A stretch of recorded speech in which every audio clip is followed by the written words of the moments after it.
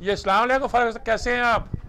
جی وعلیکم السلام میر صاحب، میں تو ابھی جس طرح سے ابھی پہنچا ہوں یہاں پر، اور اچھا، یہاں پر جس طرح سے آپ بتا رہے ہیں ہاں بالکل یہی صورتحال ہے جو گہما گہمی ہے ہاں وہ. حالانکہ یہاں پر ابھی مسلم لیگ نون کی حکومت ختم ہوئی ہے جو آخری حکومت تھی، لیکن ایسا لگتا ہے کہ یہاں پر جو مقابلہ ہے وہ پیپلز پارٹی اور پاکستان تحریک انصاف کے درمیان ہے.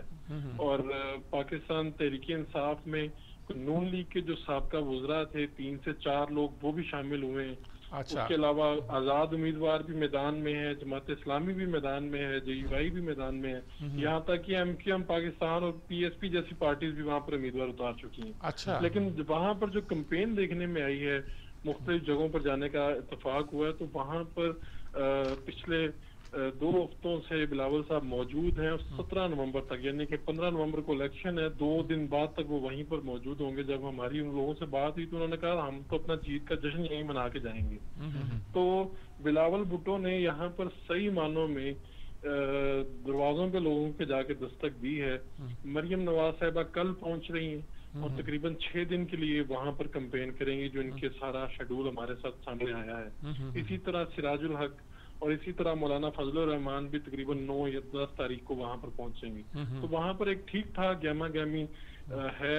جس طرح سے وہاں کا ماحول ہے، وہاں پر دن کی روشنی میں ہی جلسے ہوتے ہیں اور جلسے وہاں پر کرنا بہت مشکل ہے. اور دوسری طرف وہاں میری جو کیئر ٹیکر وزیر اعلیٰ ہیں ان سے بھی ملاقات ہوئی، وہاں پر الیکشن کمیشن کے بھی جو لوگ ہیں ان سے بھی ملاقات ہوئی. تو وہاں پر ایک چیلنج یہ بھی ہے کہ علی امین گنڈا پور وہاں پر باقاعدہ جلسے کر رہے ہیں. جو 17 کی جو لا ایکسٹینڈ ہوا ہے اس کے مطابق وہاں پر کوئی بھی اسپیکر یا وزیر یا کوئی بھی اس طرح کا فرد جا کر نہیں کر سکتا کمپین.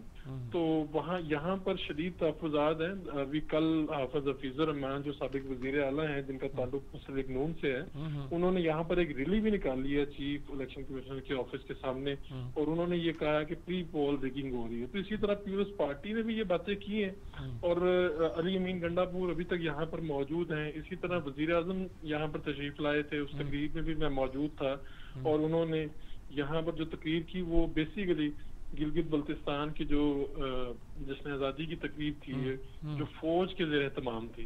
تو ویسے تو یہ سرکاری تقریب تھی، لیکن اس میں بھی وزیر اعظم نے اپنے جو سیاسی مخالفین ہیں ان کے خلاف بھی زبان استعمال کی، اور پھر یہاں پر انہوں نے یہ بھی کہہ دیا کہ ہم اس کو صوبہ بنائیں گے.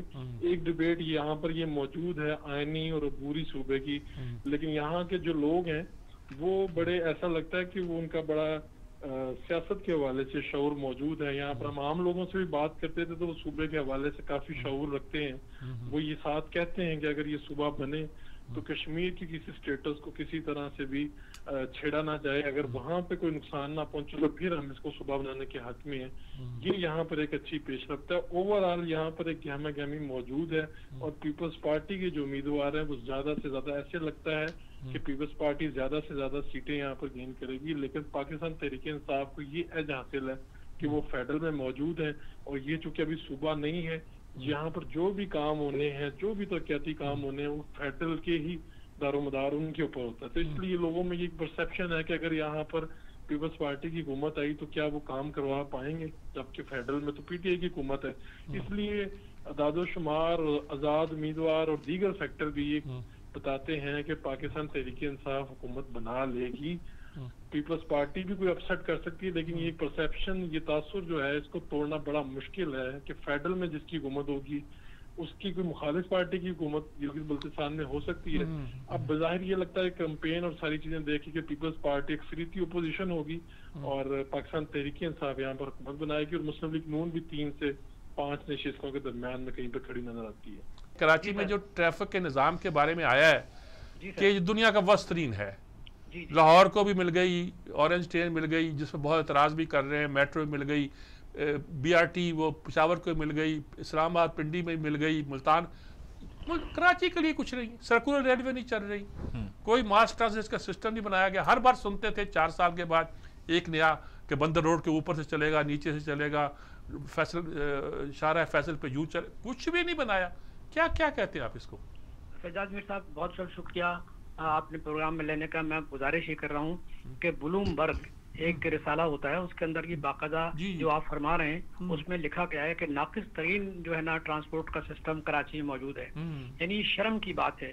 شرم کی بات اس لیے ہے کہ پیپلز پارٹی حکومت 13 سال سے حکومت کر رہی ہے اور یہ دعوے کرتے ہیں کہ صاحب کہ ہم نے یہ کیا، ہم نے، مجھے ایک پروجیکٹ بتا دیجیے کہ جنہوں نے یہ کام کیا ہو.